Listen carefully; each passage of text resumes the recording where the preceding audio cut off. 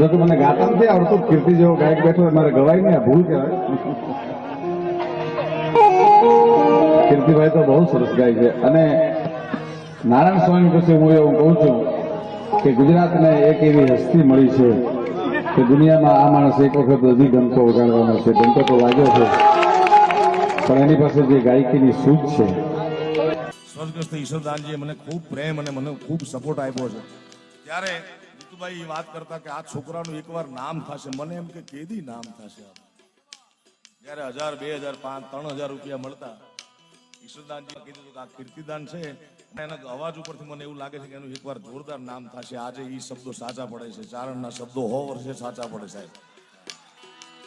મારા આ ડાયરા ક્ષેત્રમાં, સંતવાણી ક્ષેત્રમાં બે સ્વર્ગસ્થ મહાન કલાકારોનો બહુ મોટો ફાળો રહ્યો છે. મને બહુ મદદ મળી છે.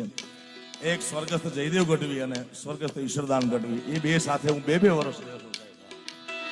ઈશ્વરદાન ગઢવીને યાદ કરતા હું ત્યારે ખાસ ગાતો. મને 2-3 ગીતો આવડતા.